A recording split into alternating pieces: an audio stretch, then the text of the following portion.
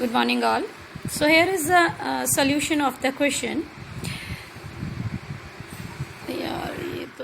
So first of all, here we will go for calculating the sacrificing and gaining ratio as a working note. Why we will do that? Because here is in the question there is a treatment for goodwill.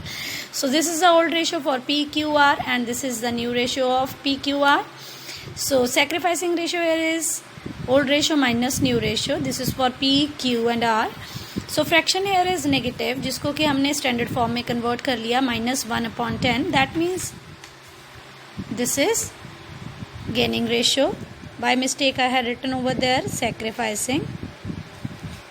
And here the fraction is positive, so it is sacrificing. Here the fraction 0.13 यानी कि R ने ना gain करा ना ही sacrifice करा. सो treatment for goodwill in दो partners के बीच में होगी. P will compensate to R. Gaining partners capital account debit to sacrificing partners capital account. Now journal entry as per the condition. So in the question on the asset side balance sheet, advertisement suspense account is given. So that is a fictitious asset which is to be closed in the books on account of change in profit sharing ratio. The entry will be asset था, debit balance था, इसको credit करेंगे, किताबों में खत्म हो गया. Amount will be transferred to partners capital account.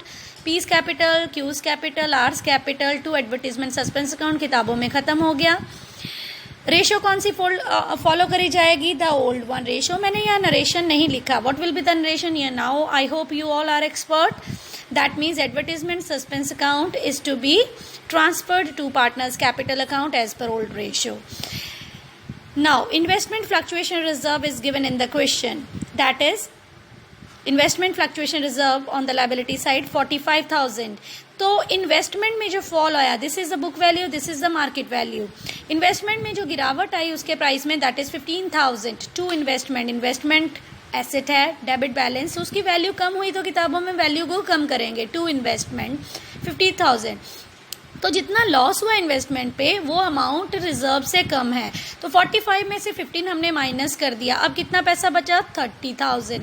अब ये जो 30,000 है रिजर्व की अमाउंट, ये हम एग्जिस्टिंग पार्टनर्स के कैपिटल अकाउंट में ट्रांसफर कर देंगे. अमाउंट को किस रेशो में? ओल्ड रेशो में. To P's capital, to Q's capital, to R's capital. This is the 30,000 जो कि हमने ओल्ड रेशो में डिस्ट्रीब्यूट कर दी. तो आप क्या यहाँ पे लिखेंगे? Investment fluctuation reserve been adjusted.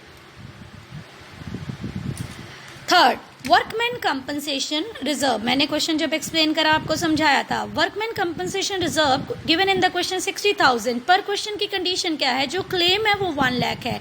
तो प्रोविजन जो आपने क्लेम का क्रिएट करना है, to provision for workman compensation claim account 1 lakh. अब जो दोनों का ये डिफरेंस है, मैंने आपको बताया कि ये अमाउंट कहाँ से एडजस्ट करेंगे? रिवैल्यूएशन अकाउंट में. Got it? अब इस जर्नल एंट्री में जैसे कि हम सिर्फ वर्कमैन कंपनसेशन का ही क्वेश्चन कर रहे थे, तो इसका जो 40,000 का लॉस था वो हम एडजस्ट कर देते थे अगली एंट्री में. कैसे? रिवैल्यूएशन को क्लोज करते थे. पर यहाँ तो ऑलरेडी रिवैल्यूएशन अकाउंट बन रहा है, तो यहाँ पे आपको 40,000 में रिवैल्यूएशन अकाउंट को जो है क्रेडिट करते हुए लॉस को पार्टनर्स के कैपिटल अकाउंट में डिस्ट्रीब्यूट नहीं करना, क्योंकि यहाँ पे हम रिवैल्यूएशन अकाउंट बना रहे हैं. तो देखिए यहाँ पे provision for workman session compensation, workman compensation claim account को हमने 40,000 जो गैप है लिखा है, तो इसका इफेक्ट ऑल ओवर इस अमाउंट पे है.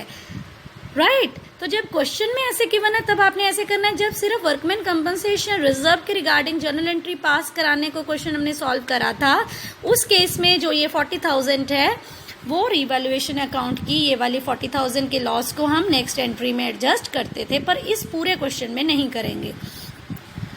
सो ये एंट्री आपकी क्लियर हो गई. नेक्स्ट है मोटरसाइकिल अनरिकॉर्डेड था, उसको रिकॉर्ड करना है. स्टॉक की वैल्यू बढ़ी है, तो सभी चीजों को एक साथ हमने कंपाउंड एंट्री में मैंने पास कर दिया, जबकि आप इसकी सेपरेट भी डाल सकते हैं. स्टॉक की वैल्यू 70,000 से बढ़ी, stock account debit to revaluation.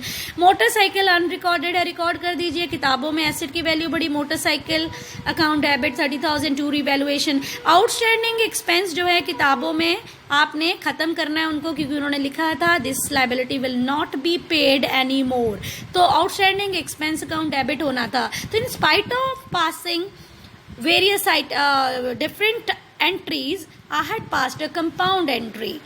Got it. इन तीनों को डेबिट करा, इसके अगेंस्ट इन तीनों का sum total to revaluation 1,50,000.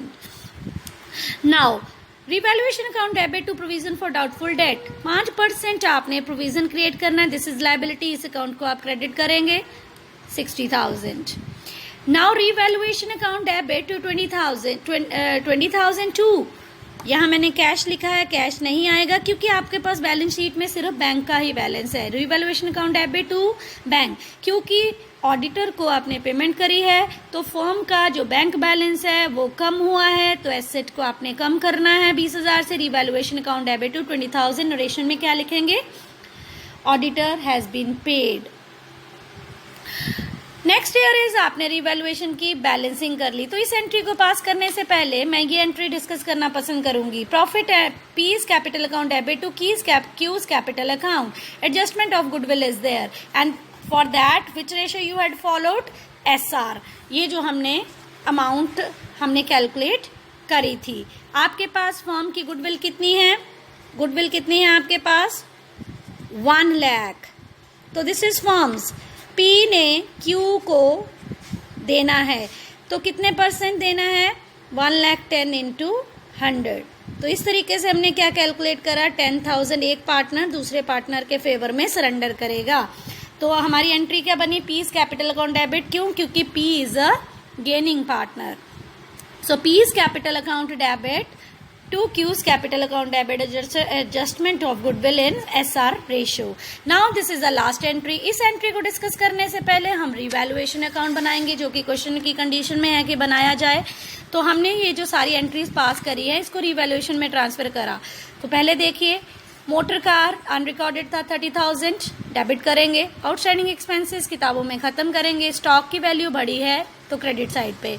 Provision for doubtful debt आपने क्रिएट करा है. Provision for workmen's compensation claim account 40,000, क्योंकि रिजर्व की अमाउंट जो है क्लेम से कम थी. तो रिजर्व की अमाउंट यूज करने के बाद जो भी डिफरेंस है वो रिवैल्यूएशन अकाउंट से हमने लिया. ऑडिटर को जो पेमेंट दी है यहाँ पे कैश नहीं आएगा, बैंक.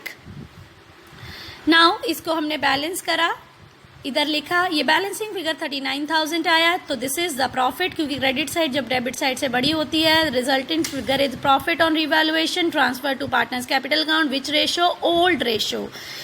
तो दिस इज PQR. ये 39,000 को हमने यहाँ पे डिस्ट्रीब्यूट कर दिया. और आखिरी एंट्री में ये जो आपका एंट्री हमने पास करी है, that is revaluation account debit to P's capital, Q's capital, R's capital.